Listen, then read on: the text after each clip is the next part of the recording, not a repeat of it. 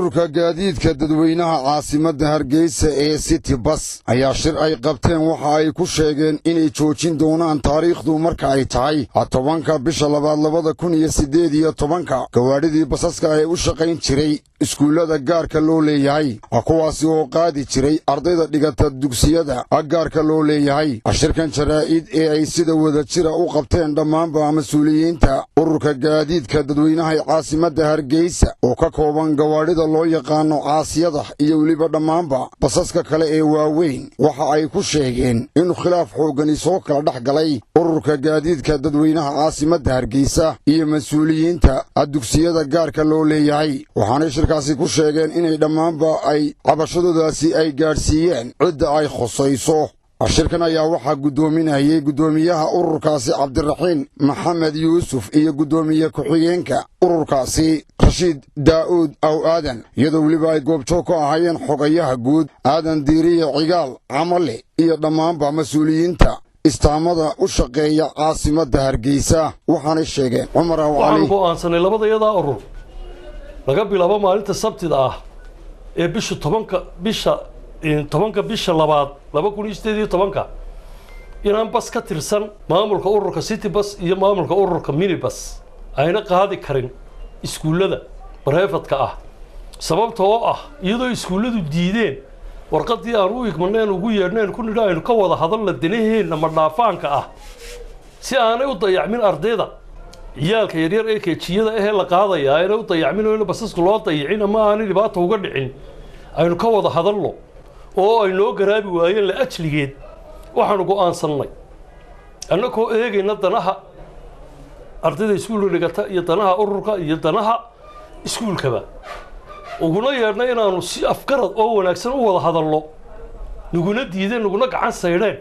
waxaanu go'aansanay laga bilaabo maalinta Sabtida ee bisha 20 inaan bas ka tirsan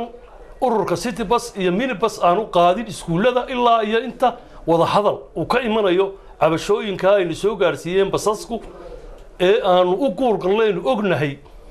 inay ku hayeen iskuuladu haday noqoto fasaxyada lacagta laga gooyo fasaxyada dawliga haday noqoto sanadkii 12 bilood sanadkii 4 bilood iskuulka lacagta la hada 6 bilood 7 bilood waxay siiyaan baabuurta waalidku lacagtu way ka soo baxda gaadiidkiina ma soo gaarka hantida leh ee iskuul kale ee dambaaba waanay hadii ay noo iman waayaan oo wixii aanu isku ogeyn xaamka aan sheegayna ay ku iman waayaan waxaanu wargelinaynaa annagoo midaysan ururada Minibus iyo City Bus maalinta laga bilaabo Sabtida inaan gaari u qaadaya aan jirin inta ka horeysa hadii aanay wada hadal ogolayn anigoo ah xogayaha guud ee iskaashatada basaska yaryar ee Minibus ee caasimadda waxaan u sheegayaa in bariyahanba dhibaato ka dhex taagnayd iskaashatooyinka iyo iskuulada private-ka kuwa gaarka loo leeyahay waxaan isku daynay mar laba jeer mar miidiyaanu kala hadalno waxaan u sheegnay inaanu taariikhda fasaxa ka horeysa ay noo yimaadaan soo wada hadalno kamay soo jawaabin iskuuladii bay iska galeen kadib mar labaad baan ugu tagnay iskuul baan ugu tagnay inta badan iskuulada waxaan u dhiibnay waraaq noo kaalay aan wada hadalno waanu heshiino annagoo ka midaysan waxaan ka marinaynaa dhamaalka iskuulada kadib markii aanu dhowr jeer u dirnay waraaqo kaalaya aan wada hadalno miiska wada hadalkaan nimaadno aanu wax isweydiino ee nalaga hoos qaadi waayay kadib waxaan shirkan u qabanay annagoo u dhammaan basaska caasimadda ee City Bus iyo Minibus ba in aanu laga bilaabo maalinta Sabtida ee bisha 10 bisha labaad aan wax arday la qaadin aan joojino shaqadii naga dhaxaysay basaska iyo iskuulada hadaan nahay City Bus iyo Minibus waxa aanu go'aan ku gaarnay inta ka horeysa waxa aanu u sheegaynaa